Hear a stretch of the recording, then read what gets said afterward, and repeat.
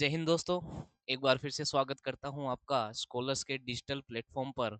और आज हम लोग करने जा रहे हैं पेपर नंबर 025814 का एनालिसिस। और जैसा कि मैं आपको बता रहा हूं कि जो बच्चा मान लो कि ऑफलाइन इस टेस्ट सीरीज से जुड़ना चाहता है तो वो स्कॉलर्स के अंदर आकर अपना रजिस्ट्रेशन करवाएं और फ्रीली आप इस मॉक टेस्ट सीरीज से जुड़ सकते हैं। आपकी कितनी तैयारी है और कितना आपको सीखने की जरूरत है, ये सब अगर आपको अपने आप को एग्जामिन करना है तो पीवाईक्यूज या फिर मॉक टेस्ट ही इसका एक बेस्ट सॉल्यूशन है। और मैं बता देता हूँ बच्चा कि एसएससी के अंदर अगर सिलेक्शन लेना है तो आपको एक काम जरूर करना होगा, रोज मॉक टेस्ट आपको लगाने होंगे। इसी के साथ शुरुआत करते हैं आज के पेपर की। तो आज के पेपर में जो आपको रीजनिंग के अंदर पहला क्वेश्चन पूछा गया है वो है इन क्वेश्चन नंबर 1 to 2, ये दो पहले और दूसरे दोनों की इंफॉर्मेशन आपको दी है। Select the related relaters word number from the given alternatives. ठीक है, यानी जो आपको प्रश्न दिख रहा है आपको क्या करना है, इसके क्वेश्चन मार्क की जगह क्या आएगा ये बताना है। तो देखो सीधी सिंपल सी बात है, बार बार अपन इन प्रश्नों को कर रहे हैं तो अब तक तो बात समझ में आ गई होगी। ये प्रश्न जो है वो सादृश्यता से लिया गया है और सादृश्यता के अंदर ये देखना होता है कि जिस तरीके से 83 से 25 आया वैसे ही 29 के साथ यहाँ पर क्या आएगा। तो 83 से 25 कैसे आ सकता है, तो आप ये देख रहे हो कि जो 25 है वो 5 का स्क्वायर है। और 83 से 5 कैसे मिलेगा, जब आप 8 - 3 करोगे, जब 8 - 3 करोगे और उसका स्क्वायर करोगे तो आपको 25 प्राप्त हो जाएगा। तो यही लॉजिक आपको यहाँ पे लगाना था कि 9 - 2 करते तो आपको कितना मिलता 7, और 7 का स्क्वायर करते तो आपको कितना मिलता 49। ये था आपका पहला प्रश्न का सॉल्यूशन। ठीक है, आई होप आपको बात समझ में आई है। नेक्स्ट क्वेश्चन नंबर सेकंड की ओर चलेंगे। तो क्वेश्चन नंबर सेकंड आपका कहता है, फिर से एक एनालॉजी का ही प्रश्न है, दो इंस्ट्रक्शन आपको पहले ही दे दी थी। यहाँ पर भी आपको ये बताना है कि जो लंग्स है उससे ऑक्सीजन आया है, वैसा ही रिलेशन इस बार आपको कौन से ऑप्शन में देखने मिल रहा है। तो लंग्स यानी फेफड़ों को किसकी आवश्यकता होती है, ऑक्सीजन को। तो वैसे ही दिल जब तक धड़कता रहे उसके लिए किसकी आवश्यकता होती है, ब्लड की। दिल धड़कने के लिए खून की आवश्यकता होती है। आप जो सोचते हो कि उस चीज की आवश्यकता है, तो मुझे नहीं लगता उस चीज की आवश्यकता है। सबसे जरूरी चीज आपका क्या है, ब्लड। तो हार्ट को ब्लड की आवश्यकता होती है, बिल्कुल। हार्ट लेग इसका ये कोई रिलेशन नहीं है। मेडिसिन और डिक्शनरी का भी कोई यहाँ पर मीनिंग नहीं है। पीपल और वुमेन का भी यहाँ पे कोई मीनिंग इससे रिलेटेड नहीं है। तो ये था question number 2। Next question number third की ओर चलेंगे। तो जहां पर आपको चार चीजें दी गई है और यहाँ पर बोला है कि 3 और 4 में एक इंस्ट्रक्शन है कि आपको तीनों विकल्पों से जो भिन्न है वो चुनना है, यानी आपको ओड वन निकालना है। तो बेटा देखो, आपको चार चीजें दी गई है। एक आपको दिया गया है सांप, एक दिया गया है क्रोकोडाइल, और एक दिया है वेल, और एक दिया है लिजार्ड। क्लियर है बात। तो सीधी सिंपल सी बात है कि ये जो तीन चीजें हैं, ये जो तीन चीजें हैं वो एक ही वर्ग में आती है, जिसे अपन कहते हैं रेप्टाइल। क्या कहते हैं, रेप्टाइल, या फिर हिंदी में बात करूं तो सरीसृप वर्ग में ये आते हैं। बाकी ये वेल जो है मछली है, और ये कौन से वर्ग में आती है ये आप लोग कमेंट करोगे। क्लियर है बात। लेकिन इस प्रश्न का आंसर यही हो जाएगा, क्योंकि ये तीनों में एक समानता है कि तीनों एक ही वर्ग से आते हैं। ये था question number 3। Next question number 4, जहां पर फिर से आपको वही ओड वन निकालना है कि इन चारों में से कौन सी चीज भिन्न है। क्लियर है बात।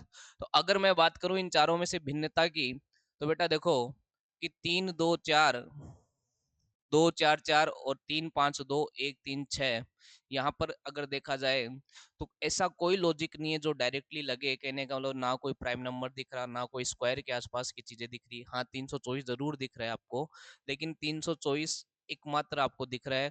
बाकी आपको तीन में क्या सिमिलरिटी बनाओगे, भिन्न निकालने से ज्यादा इंपॉर्टेंट होता है कि इनमें सिमिलरिटी बनाना। क्लियर है बात। तो सिमिलरिटी तीन में बनाने के लिए मैं ये कह सकता हूँ कि अगर इसका डिजिट सम करूंगा तो डिजिट सम आ गया 3 और 2 5, 5 और 4 9। और यहाँ पर अगर डिजिट सम करेंगे तो 2 + 4 + 4 कितना आया 10। और इनका डिजिट सम करेंगे तो 1 + 3 + 6 कितना आया 10। और यहाँ पे डिजिट सम आ गया 3 + 5 + 2 यानी 10। क्लियर है बात। अगर देखा जाए तो इन तीनों का डिजिट सम 10 दिखाई दे रहा है, लेकिन यहाँ पे 9 ही दिखाई दे रहा है। यही आपका क्या हो जाएगा, आंसर हो जाएगा। तो ये था क्वेश्चन नंबर 4, जिसका आंसर क्या हो गया, ए। क्लियर है बात। नेक्स्ट क्वेश्चन नंबर 5 की ओर चलेंगे। तो क्वेश्चन नंबर 5 आपका क्या कहता है, एक अच्छा प्रश्न है, आप अपनी कॉपी में नोट डाउन कर सकते हो। ठीक है, देखो मैं बार बार एक बात कहता हूँ कि जब भी आप मॉक टेस्ट का एनालिसिस देखो तो एक मकसद होना चाहिए कि सबसे पहले अपना कॉपी और पेन साथ में लेकर बैठे और जो प्रश्न आपको लगता है कि ये प्रश्न मेरे से नहीं हुआ या मुझे सीखने की जरूरत है तो उसका नोट्स के रूप में आप अपनी कॉपी में लिखिए। देखो मेहनत अगर आप सही दिशा में करोगे तभी आपको रिजल्ट प्राप्त होगा। क्लियर है बात। अगर बात करें इस प्रश्न की, इसमें कहा है कि it dice is numbered from 1 to 6 in different ways, if 1 is opposite to 5 and 2 is opposite to 3 then. तो देखो सीधी सिंपल सी बात है, इसने कहा है कि एक डाइस आपको लेना है जिसके अंदर 1 से लेकर 6 नंबर है और साथ ही साथ इसने कहा कि 1 के अपोजिट क्या है, 5। ठीक है, और 2 के अपोजिट क्या है, 3। 2 के अपोजिट क्या है, 3। तो बाकी सीधी सी बात है, बाकी दो नंबर भी एक दूसरे के क्या हो जाएंगे, अपोजिट। बाकी दो नंबर क्या बच गए, एक तो 4 बच गया और एक क्या बच गया, 6। तो ये भी एक दूसरे के क्या होंगे, अपोजिट, क्योंकि दो ग्रुप दे दिया तो तीसरा अपने आप में क्या हो जाएगा, एक दूसरे के अपोजिट हो जाएगा। क्लियर होगी बात। अब देखो डाइस के अंदर अपोजिट का मतलब होता है कि कभी भी एक साथ नहीं आते, ये कभी भी एक साथ नहीं आते। ठीक है, अगर एक दिख रहा है तो पांच नहीं दिखेगा। दिखने का मतलब होता है कि जैसे आप डाइस को देखते हो तो सामने से आपको केवल 3 सतह दिखाई देती है। कितनी सतह दिखाई देती है, 3। तो अगर यहाँ पे 5 है तो इसके पीछे की ओर एक होगा, यहाँ पे 2 है तो इसके नीचे की ओर 3 होगा, और यहाँ पे 6 तो इसके नीचे की इस साइड क्या होगा, आपका 4 होगा। ये है अपोजिट नंबर्स का कंसेप्ट कि कभी भी एक साथ नहीं आएंगे। तो इसने जो कहा कि 4 इज एडजेसेंट टू 3 एंड 6, एक बात मुझे बताओ, क्या 4 6 का एक साथ दिखना पॉसिबल है क्या? क्योंकि 4 और 6 तो एक दूसरे के क्या है, अपोजिट है। तो ये कभी भी पड़ोसी नहीं हो सकते, एडजेसेंट नहीं हो सकते, तो ये आपका आंसर नहीं होगा। क्योंकि इसने तो ये कहा है कि 4 के साथ 3 और 6 दिखने चाहिए, नहीं, ऑप्शन ए ऐसा नहीं पॉसिबल है। अगर बात करें बी की, तो इसमें कहा कि 2 इज एडजेसेंट टू 4 एंड 6, क्या 2 जो है वो 4 का अपोजिट है, नहीं है। क्या 6 का अपोजिट है, नहीं है। तो ये बिल्कुल एक साथ दिखाई दे सकते हैं, बिल्कुल एक साथ दिखाई दे सकते हैं। आगे चेक करने की भी आवश्यकता नहीं है क्योंकि आपका आंसर आ गया जो पूछा है। क्लियर है बात। क्योंकि देखो फिर से यहाँ पे देखो इसने कहा कि 4 यानी 4 इज एडजेसेंट टू 6, जो कि पॉसिबल नहीं है क्योंकि ये दोनों के क्या है, अपोजिट है। तो ये भी आपका क्वेश्चन का आंसर नहीं हो सकता। अगर 6 की बात करें तो 6 आपका 4 का अपोजिट होगा, तो ये भी आंसर नहीं हो सकता। इस तरीके से 3 ऑप्शन आपको एलिमिनेट करने थे और आपका आंसर हो जाता बी। क्लियर है बात। अच्छा प्रश्न था, थोड़ा सा यूनिक प्रश्न डाइस के अंदर। क्वेश्चन नंबर 6 की बात करें तो यहाँ पर जो प्रश्न लिया गया है वो आपको लिया गया है डायरेक्शन एंड डिस्टेंस से। इन प्रश्न में आपको क्या बोलता है, देखो कि एक व्यक्ति का मुख किधर है, उत्तर पश्चिम में है। वह घड़ी की सुइयों की दिशा में 120 डिग्री घूमता है, फिर सुइयों की विपरीत दिशा में 165 डिग्री घूमता है, उसके बाद उसी दिशा में 45 डिग्री घूम जाता है। तदनुसार अब उसका मुख किस दिशा में। बेटा एक बात ध्यान रखना, जब तक किसी पॉइंट के रेस्पेक्ट में, कब जब तक आपको किसी पॉइंट के रेस्पेक्ट में यानी किसी बिंदु के सापेक्ष दिशा नहीं पूछी जाए तब तक डायग्राम बनाने की आवश्यकता नहीं है। बिंदु का मतलब होता है कोई भी पॉइंट, जैसे वो इनिशियल पॉइंट हो सकता है, एंड पॉइंट हो सकता है, या फिर कोई एक से बी की दिशा, बी से सी की दिशा, इस तरीके का। यानी किसी पॉइंट के रेस्पेक्ट में अगर आपको दिशा पूछे तो ही डायग्राम बनाना है।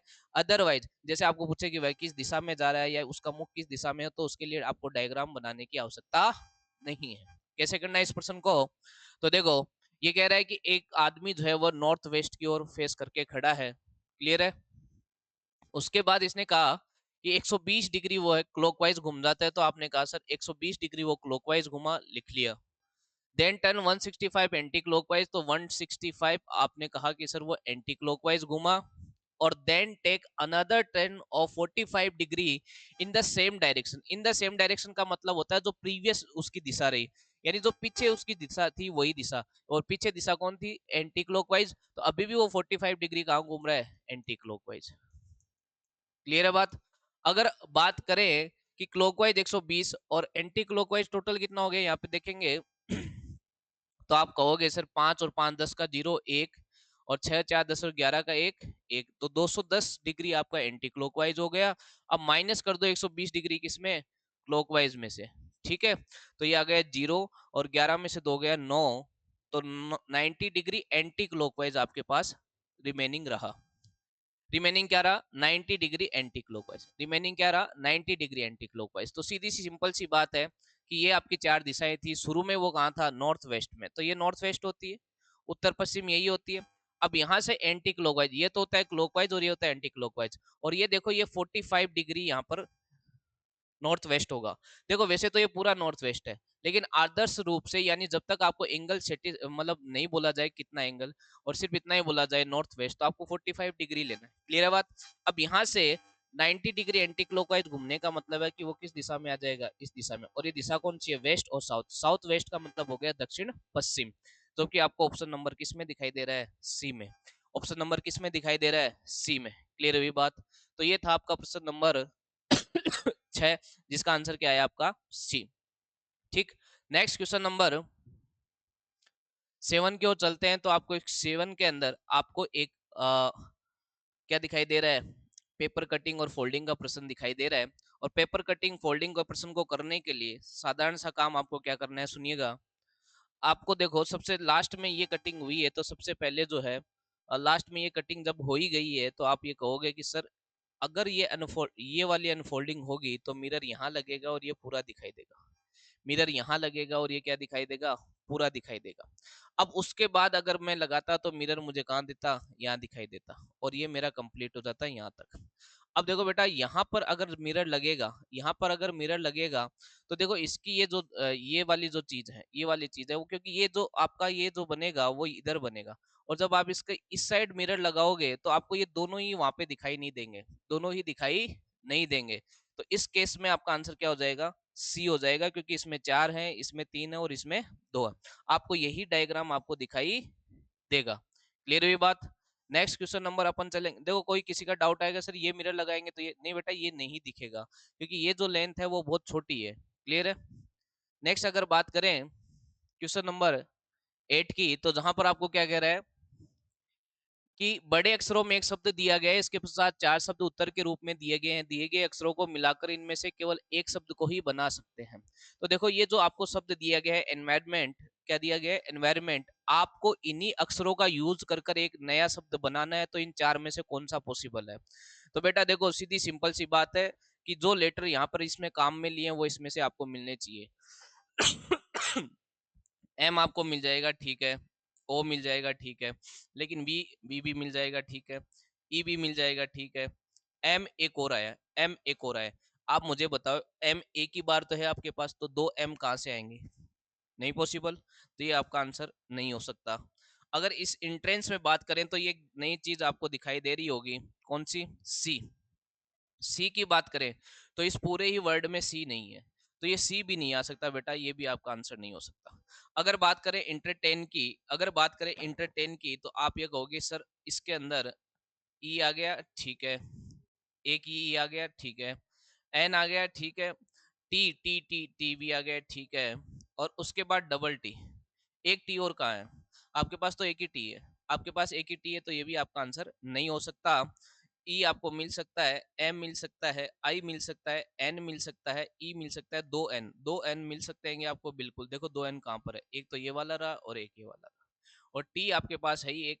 तो ये आपका आंसर हो जाएगा क्वेश्चन नंबर डी, यानी इस वर्ड से आप एमिनेंट जो है नया वर्ड बना सकते हो। तो ये था क्वेश्चन नंबर 8, और क्वेश्चन नंबर 8 का आंसर बेटा क्या हो गया, क्वेश्चन नंबर 8 का आंसर हो गया आपका डी। क्लियर होगी बात। नेक्स्ट क्वेश्चन नंबर 9 की ओर चलेंगे। तो क्वेश्चन नंबर 9 आपको एक रिपीटेड सीरीज दी है, जिसे अपन कहते हैं कंटिन्यूअस सीरीज, जिसके अंदर या तो अपन ग्रुप बनाते हैं या फिर ऑप्शन से जाते हैं। पहला काम अपन ग्रुप बनाने की ही कोशिश करते हैं। तो अगर बात करें यहाँ पे टोटल लेटर्स की, तो ये 1 2 3 4 5 6 7 8 9 10 11 12 13 14 15 16, 16 है, तो ग्रुप की पॉसिबिलिटी है कि चार चार का ग्रुप बने। ठीक है, और चार चार का ग्रुप बनाऊंगा तो ये चार का हो गया, फिर एक दो तीन, ये चार का हुआ, फिर एक दो तीन चार का हुआ, फिर एक दो तीन चार का हुआ। तो देखो डबल ए यहाँ दिखाई दे रहा है और डबल ए यहाँ दिखाई दे रहा है, तो सीधी सी बात है यहाँ पे क्या आएगा, बी आएगा, यहाँ पे क्या आएगा, बी आएगा। क्लियर है। अब दूसरी बात कि यहाँ पर पहला लेटर क्या आया होगा, पहला लेटर क्या आया होगा, बेटा देखो ये डबल ए बी, तो यहाँ पे बी है, डबल ए बी यहाँ पे बी है, तो सीधी सी बात है यहाँ के बी आया होगा, B double A B, B double A B, B double A B, और BAAB आपका एक ग्रुप बन गया है, तो इसका मतलब आपका आंसर आ गया है। क्या क्या आपने भरा है वो भर दीजिए। तो आपने भरा BB, डबल बी आपके ऑप्शन में होना चाहिए जो यहाँ पर है, यहाँ पर है, तो ये दो ऑप्शन आप फटाफट एलिमिनेट करो। उसके बाद डबल बी एक आना चाहिए, BBA, तो यहाँ पे ट्रिपल बी दिया है तो ये भी आंसर नहीं होगा, और आंसर क्या हो जाएगा आपका सी। जो जो चीजें आपने भरी है अगर आप उसको चेक करोगे तो आपको प्रॉपर आंसर मिल जाएगा, लेकिन छोटा छोटा समय बचाना, छोटा छोटा। क्लियर है? नेक्स्ट क्वेश्चन नंबर 10 की ओर चलेंगे। तो क्वेश्चन नंबर 10 आपका क्या कहता है, देखिए क्वेश्चन नंबर 10 आपका कहता है, एक स्टेटमेंट दिया है और एक कंक्लूजन दिया है और एक नया मैं कह सकता हूँ पैटर्न का आपको क्वेश्चन देखने मिल रहा है, तो आप इसे भी नोट डाउन अपनी कॉपी में कर सकते हैं। इसमें आपको एक स्टेटमेंट क्या दिया गया है, many drug addict were arrested, यानी अनेक नशाखोरों को आपको क्या किया जाता है, गिरफ्तार किया गया। अनेक नशाखोरों को क्या किया गया, गिरफ्तार किया गया, ऐसा स्टेटमेंट बोला गया है। यानी नशाखोर भी थे और नशाखोरी के कारण उनको क्या किया गया, गिरफ्तार किया गया। तो देखो क्या केवल पहला कथन से आप ये चीज कह सकते हो क्या कि नशीले पदार्थों का सेवन करना अपराध है। ये बात ठीक है कि नशीले पदार्थों का सेवन करना अपराध है, लेकिन ये तो कह रहे हो कि उनको क्या कर लिया, गिरफ्तार भी कर लिया, और कौन सा नशा ये भी इसमें नहीं दिया गया। लेकिन अगर ये चीज नहीं होती, अगर ये कथन वाली बात नहीं होती तो गिरफ्तारी की बात नहीं आती। क्लियर है बात? जो व्यक्ति अपराध करता है उसे गिरफ्तार किया जा सकता है। हाँ, ये अब इस चीज को थोड़ा और सेटिस्फाइड कर देता है इस स्टेटमेंट को, कि जो आदमी, इसमें यहाँ पे तो सिर्फ क्या है कि अपराध बताया, अब इसने कहा है कि जो अपराध करता है उसको गिरफ्तार भी कर लिया जाता है, तो गिरफ्तारी वाली बात यहाँ पर आ गई है। ठीक है, अब ये बात आता है, जो अनेक नशाखोर, यानी जो अनेक लोग जो नियत रूप से नशीले पदार्थों का सेवन करते हैं। अब मुझे बताओ, जब तक ये तीनों एक साथ नहीं मिलेंगे, जब तक ये इंफॉर्मेशन तीनों एक साथ गेदर नहीं होगी, जब तक एक साथ इकट्ठी नहीं होगी, तब तक ये निष्कर्ष नहीं निकाला जा सकता, तब तक पॉसिबल ही नहीं है। आप एक भी चीज गायब कर दो, आपका वो जो निष्कर्ष है वो आपका पॉसिबल नहीं हो पाएगा। क्लियर है बात? तो इस निष्कर्ष को निकालने के लिए तीनों ही कथनों को आपको क्या मिलाकर आंसर दिया जा सकता है। क्लियर होगी बात? आई होप आपको बात ये क्लियर हुई होगी। बहुत ही अच्छा लॉजिकल रीजनिंग का आपसे क्वेश्चन पूछा गया। नेक्स्ट क्वेश्चन नंबर 11, जहां पे आपको एक ब्लड रिलेशन का क्वेश्चन पूछा गया है, और इस तरह के प्रश्नों में आपको डायग्राम बनाना होता है। डायग्राम में पुरुष को प्लस और महिलाओं को अपन माइनस कंसीडर करते हैं। तो डी इज ब्रदर ऑफ के, तो के का भाई कौन है, डी। जिसपे जेंडर आ जाता है मैं एरो का निशान उसकी तरफ कर देता हूँ, भाई बराबर की जनरेशन का है, तो इस तरीके का डायग्राम बना दिया। एम इज सिस्टर ऑफ के, तो एम जो है वो किसकी सिस्टर है, के की सिस्टर है, तो ये बना दिया। R is the father of D, R जो है किसका फादर है, डी का, चूंकि एक जनरेशन ऊपर होते हैं पिता, तो एक जनरेशन ऊपर दिखाया। S is mother of M, S is mother of M, S is mother of M, mother है तो ऊपर की ओर जाएगा। ठीक है, और ये देखो ये तीनों भाई बहन है। ठीक है, और ये इनके पिता है, तो सीधी सिंपल सी बात है इन दोनों की आपस में क्या हुई होगी, शादी हुई होगी। ठीक है, ये हस्बैंड वाइफ हो गए। हाउ इज के रिलेटेड टू आर, के रिलेटेड टू आर, यानी के क्या लगता है आर का। तो देखो सीधी सिंपल सी बात है, इस के पे ना प्लस है और ना ही माइनस, ना प्लस है ना माइनस, तो इसका मतलब ये तो कंफर्म है कि या तो ये बेटा होगा या फिर क्या होगी, बेटी होगी। तो इसका आंसर क्या हो जाएगा, पुत्रिया, पुत्री, ऑप्शन नंबर सी। क्लियर होगी बात?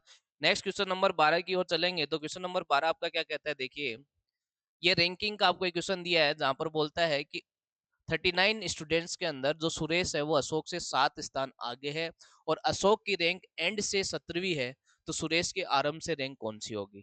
देखो ये जो रैंकिंग चैप्टर है, इसको कुछ लोग बेसिक से पढ़ाते हैं, कुछ लोग आपको फॉर्मूलों से पढ़ाते हैं, लेकिन मेरा एक नया कंसेप्ट है जिसमें मैं रैंकिंग को दूरी से पढ़ाता हूँ, दूरी के कंसेप्ट से।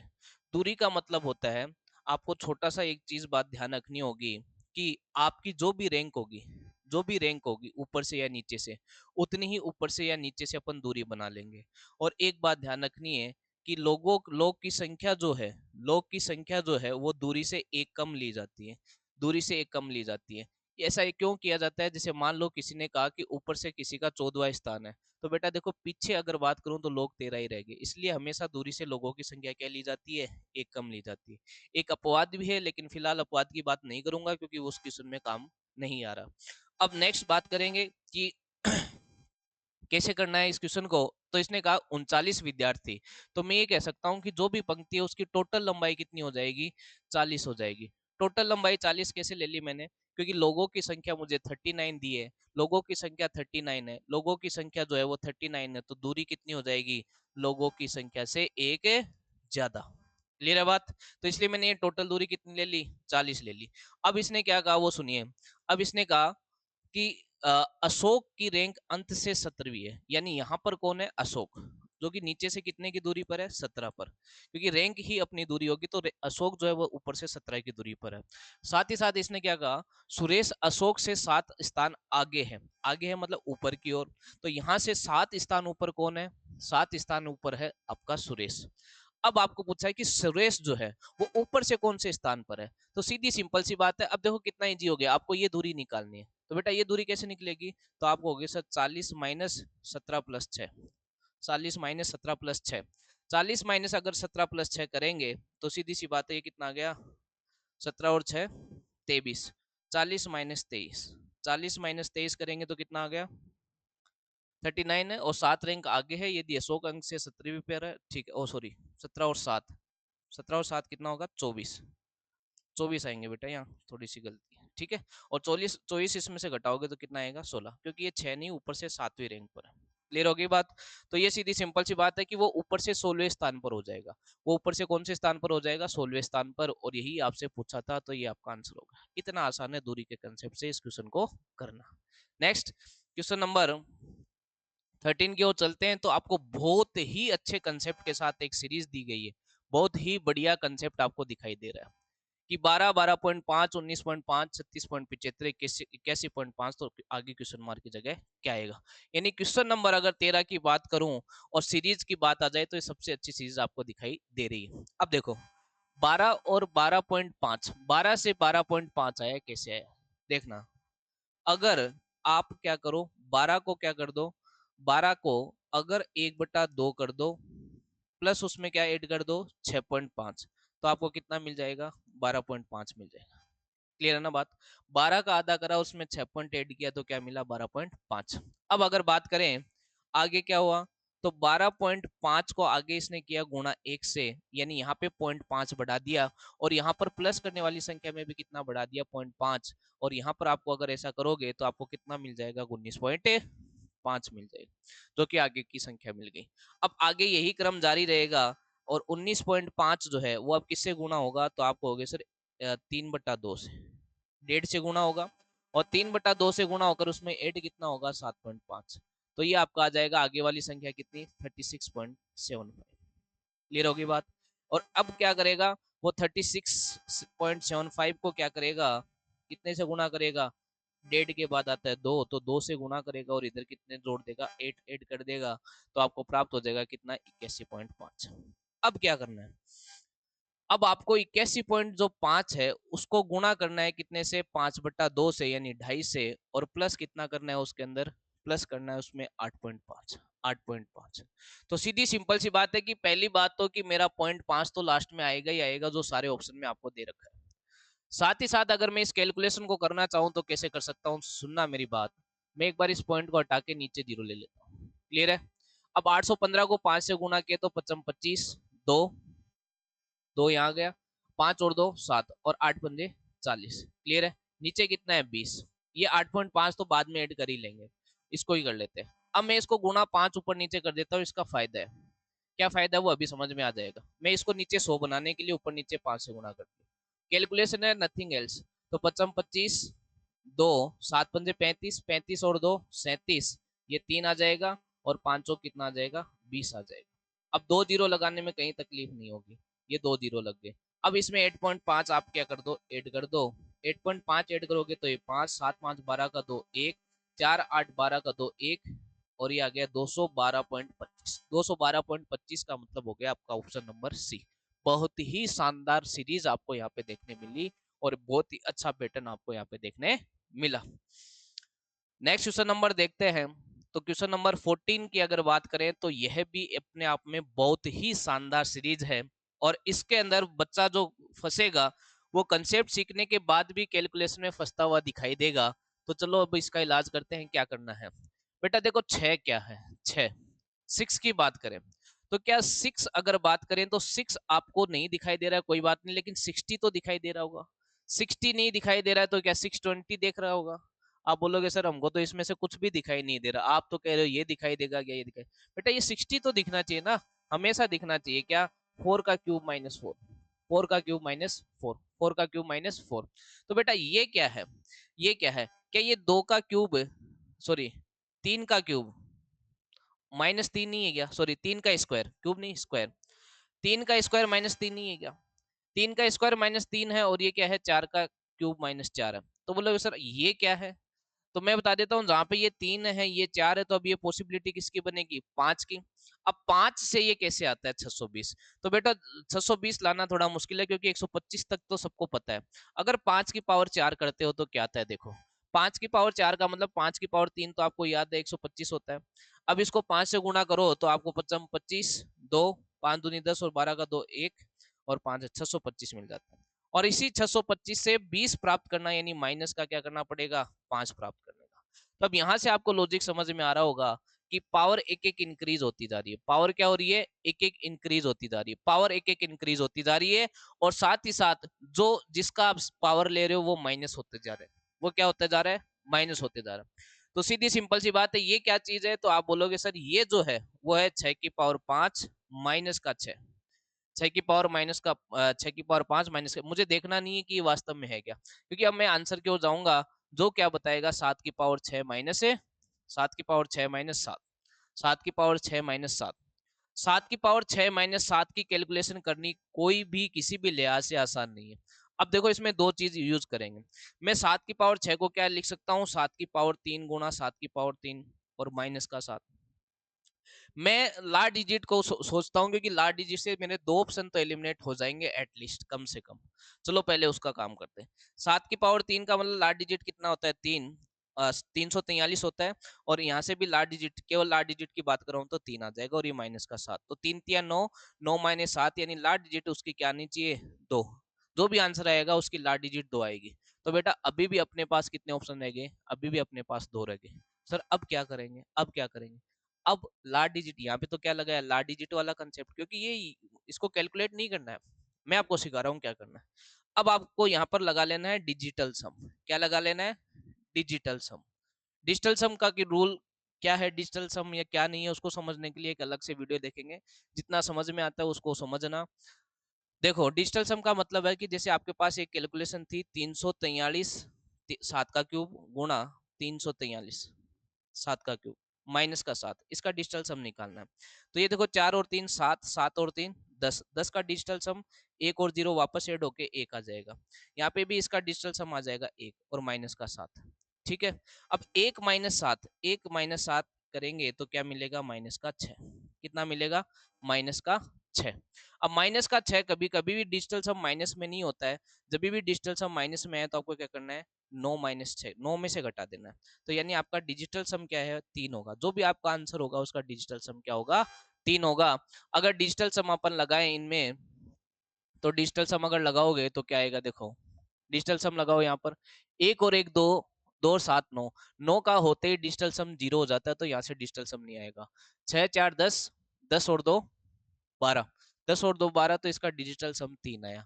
तो ये आंसर मेरा हो सकता है। अब इसको भी चेक कर लेते हैं। तो देखो इनमें तो लगाना नहीं, इनमें ही लगाना है। तो 4, सॉरी यहाँ पे भी 7 और 2 9 कैंसिल हो गया, क्योंकि 9 से डिजिटल सम 0 हो जाता है। यहाँ पे करेंगे तो 1 और 4 5, 5 और 8 13, 13 और 7, 13 और 7 20, और 20 का डिजिटल सम कितना होता है? 2। और मेरे को डिजिटल सम कितना चाहिए? 3। तो इसका आंसर हो गया ए। तो जिस बच्चे को डिजिटल सम, लार्ज डिजिट ये सब आता है वो इस कैलकुलेशन को आसानी से कर पाएगा। क्लियर हुई बात? और बढ़िया सीरीज है, अपनी नोटबुक में जरूर नोट डाउन करें। तो ये था क्वेश्चन नंबर 14, जिसका आंसर आपका आ गया क्या? ए। कितना आ गया? ए। बात समझ में आ गई? नेक्स्ट क्वेश्चन नंबर चलेंगे।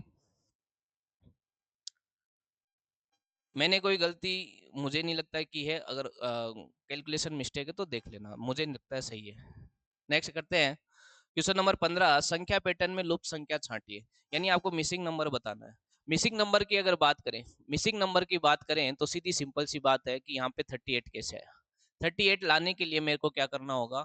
इन दोनों को पहले माइनस करना होगा। तो 101 माइनस में से 35 करता हूं तो मुझे कितना मिलता है, 11 में से 5 गया 6, 1 और 10 में से 4 गया 6, यानी 66 मिलता है। और अगर इधर मैं करूं किसमें से माइनस 43 माइनस 15 करूं, 43 माइनस 15 करूं तो मुझे 13 में से 5 गया, कितना बच गया 8, फिर यहाँ पे आ जाएगा 2, 28।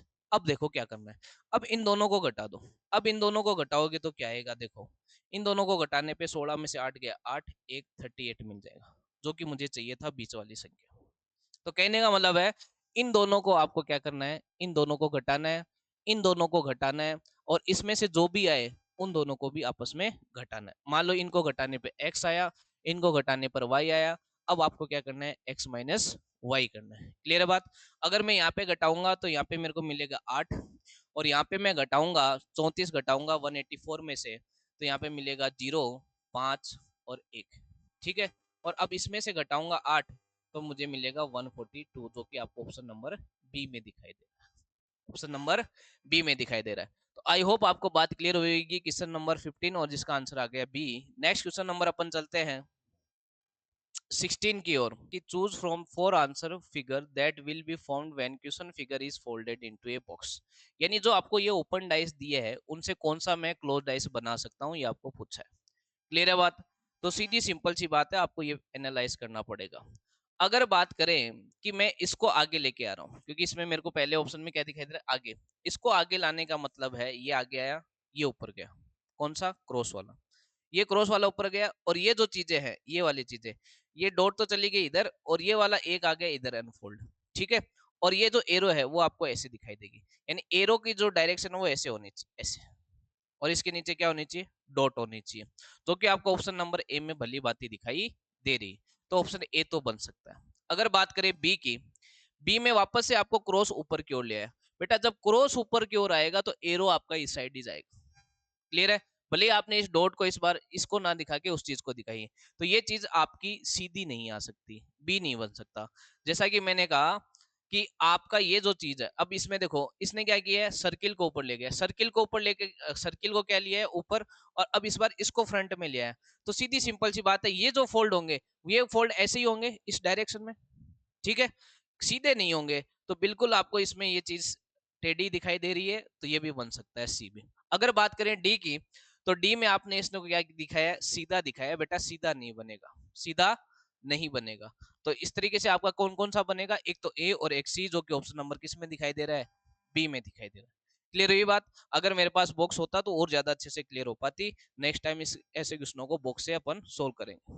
नेक्स्ट क्वेश्चन नंबर 17 क्या कहता है, देखिए नीचे दिए गए रेखा चित्रों में कौन सा रेखा चित्र पति पत्नी और परिवार के पारस्परिक संबंधों को दर्शाता है। तो देखो सीधी सिंपल सी बात है, ये परिवार और ये पति और ये पत्नी। हालांकि आजकल के दृष्टि से देखा जाए परिवार अलग, पति अलग और पत्नी अलग, लेकिन ऐसा ऑप्शन हाँ देखो सी हो जाता। आज की दृष्टि से सी है कलयुग के हिसाब से, लेकिन फिलहाल देखा जाए तो क्या हो जाएगा, क्लियर होगी बात। नेक्स्ट, मजाक कर रहा हूँ। क्वेश्चन नंबर 18 की बात करें, तो क्वेश्चन नंबर 18 में है कि ये जो आपको आकृति दिख रही है वो कौन से ऑप्शन से आपको प्राप्त होगी, कौन से ऑप्शन से प्राप्त होगी।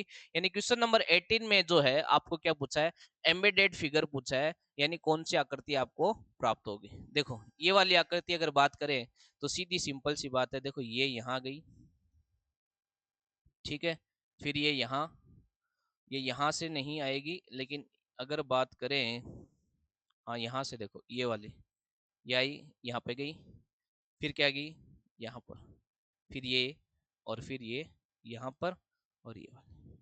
तो बिल्कुल आपको ऑप्शन नंबर डी से ये आकृति मिल रही है। क्लियर है। तो इसमें अब ज्यादा एक्सप्लेनेशन वाली बात है नहीं, और इसका आंसर हो जाएगा डी। नेक्स्ट क्वेश्चन नंबर 19 की बात करें, तो एक कोडिंग डिकोडिंग का प्रश्न दिया है जहां पे बोला ए बराबर 3, सी ए पी कैप बराबर 60, तो एच ई एन बराबर क्या होगा। देखो इसमें पहले आपको क्रमांकों से रिलेट करना होगा कि वास्तविक में देखा जाए तो ए 1 पर होता है। अब इसको 3 लिखने के पीछे लॉजिक हो सकता है कितना गुना कर दिया हो, 3 गुना कर दिया हो, यानी जो भी क्रमांक दिए उसका 3 गुना करना है। जैसे सी ए पी की बात करें, तो सी ए पी का नेचुरल सी का 3 होता है, 1 होता है, और पी का कितना होता है, कितना होता है 16। अब इसका 3 गुना करेंगे तो 9, इसका 3 गुना करेंगे तो 3, और इसका 3 गुना करेंगे तो 48। ठीक है। अब इनको ऐड करेंगे तो क्या वाकई में आपको जो मिल रहा है, जो दिया हुआ है वही मिल रहा है, बिल्कुल सर देखो वही मिल रहा है।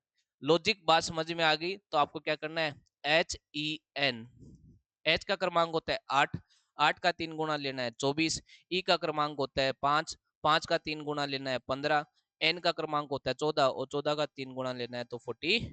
तो ये हो जाएगा 5 और 2 7, 7 और 4 11, 11 का 1 1, 3 1 4, 4 और 4 8। तो कितना आंसर आएगा आपका 81, जो कि ऑप्शन नंबर डी में आपको दिखाई दे रहा है।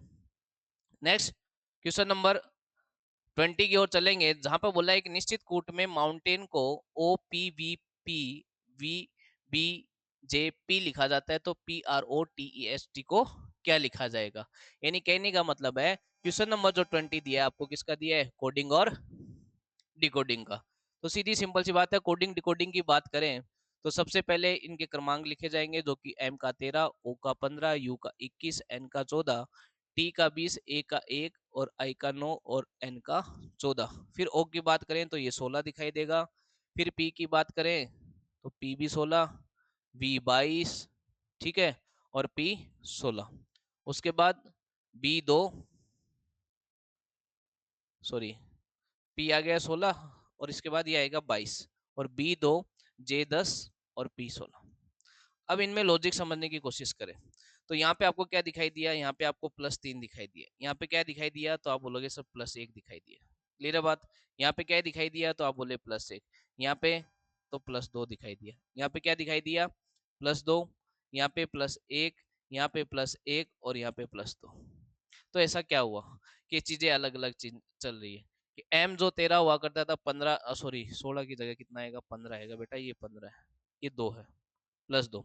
यानी दो चीजें हुई, या तो दो जुड़ा है या क्या जुड़ा है एक, या तो दो जुड़ा है या क्या जुड़ा है एक। अब देखो अगर बात करें तो आपका M जो था वो 13 था, 13 में आपने 2 जोड़ दिया, फिर O 15 था तो आपने 1 जोड़ दिया। क्लियर है बात। इस तरीके से आपने सीक्वेंस जो बनाया वो +2 +1 +1 +2 +2 +1 +1 +2, ये सीक्वेंस आपको दिखाई दिया, जो थोड़ा सा मेरे को लग रहा है कि ये कॉन्सोनेंट वोवेल वाला कंसेप्ट हो सकता है या फिर क्या हो सकता है डायरेक्ट कंसेप्ट सेम। अगर बात करूं तो यहाँ पे ओ जो था वो क्या था, वोवेल। वोवेल क्या होता है, रीजनिंग में वोवेल यही है, A E I O U, ठीक है। और वोवेल में इसने देखा जाए तो क्या किया है +1। आगे ये बात कंफर्म कर देगा, ए में भी क्या किया इसने +1, ठीक है, आई में भी इसने क्या किया है +1, और बाकी जो भी कॉन्सोनेंट थे उसमें क्या किया है, कॉन्सोनेंट में इसने किया है +2, कॉन्सोनेंट में किया है +2। तो यही लॉजिक आपको जो पूछा है उस पर लगाते हैं। तो P क्या है आपका कॉन्सोनेंट, और इसमें कॉन्सोनेंट में क्या होगा +2, तो P की जगह क्या आ जाएगा R।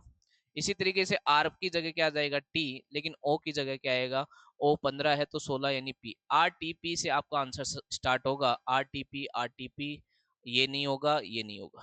क्लियर है बात। आगे सोल्व कर लो तो T में +2 होगा तो क्या आएगा, V आएगा, तो RTPV आएगा, और RTPV यहाँ पे भी है, F भी है, F भी है, बस यहाँ से आंसर आ जाएगा। यानी आप केवल लास्ट वाला बात कर लो तो T में अगर बात करें तो +2 करने पर क्या आता है, V आता है, V आता है, तो यही आपका आंसर हो जाएगा। तो लॉजिक क्या था, वोवेल में +1 और कॉन्सोनेंट में +2। नेक्स्ट क्वेश्चन नंबर 21 की ओर चलेंगे। यहाँ पे पूछा है कि आप इस दिए गए डायग्राम में कितने ट्रायंगल है, तो इस ट्रायंगल में आपको काउंट करने एक एक के कितने ट्रायंगल आपको इसमें दिखाई दे रहे हैं। क्लियर है बात। क्वेश्चन नंबर 21 की बात करें तो ट्रायंगल काउंट कर दो फटाफट। तो ये 1 2 3 4 5, उसके बाद ये वाला 6 और ये वाला 7। यहाँ तक कोई दिक्कत, 7 तक किसी को कोई दिक्कत नहीं है, काम आगे से शुरू होता है। 7 के बाद अगर बात करें तो ये वाला कौन सा हो गया 8, और ये वाला कौन सा हो गया 9। क्लियर है। 9 तक किसी को समस्या नहीं आई, आगे और बात करते हैं। 9 के बाद अगर बात करूं तो ये देखो, ये दोनों मिलाकर 10 और ये दोनों मिलाकर 11, और 11 के बाद अगर बात करूं तो ये वाला अपना 12, ये वाला अपना 12। तो इसमें कितने ट्रायंगल हो गए आपके 12। तो इसका आंसर हो गया क्वेश्चन नंबर 21 का answer C. Next question number 22 की ओर चलेंगे, जहां पर बोला है यदि गुणा को गुणा बराबर माइनस, डिवाइड बराबर प्लस, प्लस बराबर डिवाइड और माइनस बराबर गुणा, which following is the correct equation. कहने का मतलब जो चीजें दी है उसको बदल दो और कौन सी इक्वेशन आपको इसमें संतुलित दिखाई देती है। तो क्वेश्चन नंबर अगर 22 की बात करें तो कहां से स्टार्ट करेंगे, या तो सी ऑप्शन चेक करेंगे या क्या करेंगे, डी।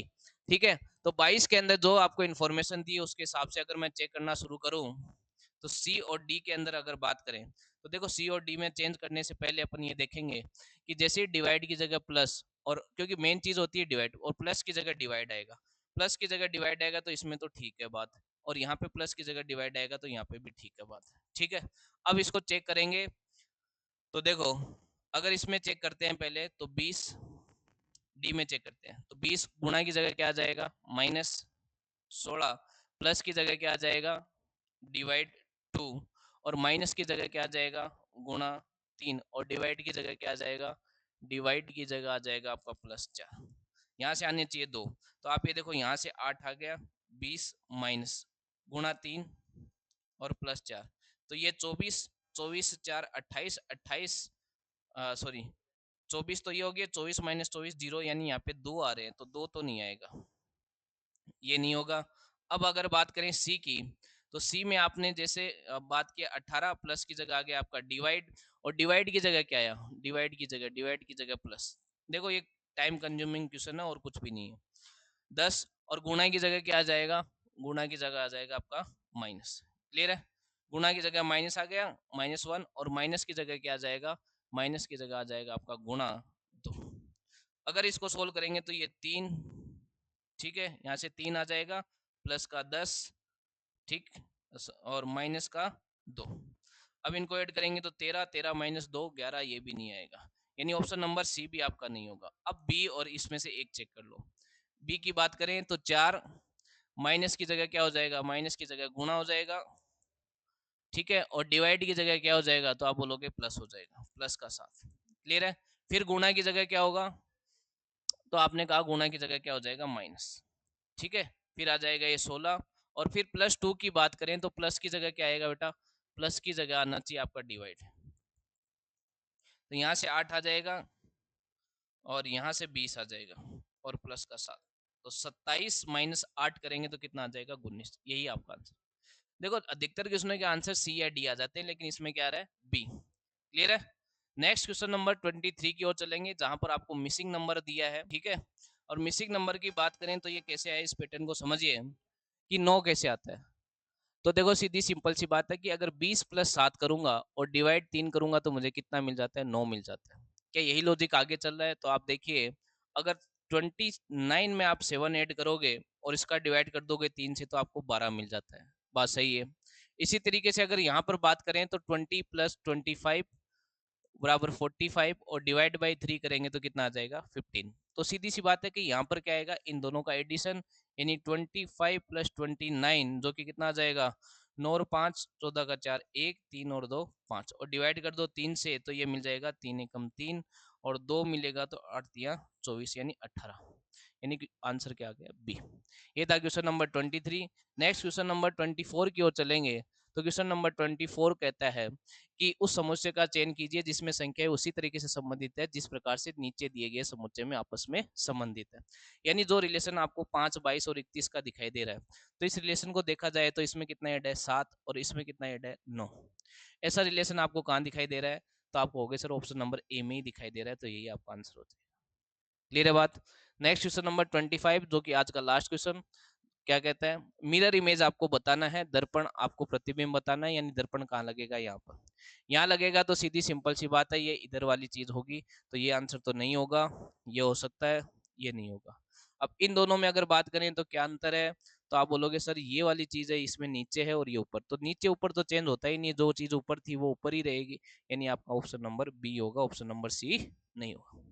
ये था आज का सॉल्यूशन। आई होप आपको बातें समझ में आई होगी। जो प्रश्न अच्छे लगते हैं उनको नोट डाउन जरूर करें।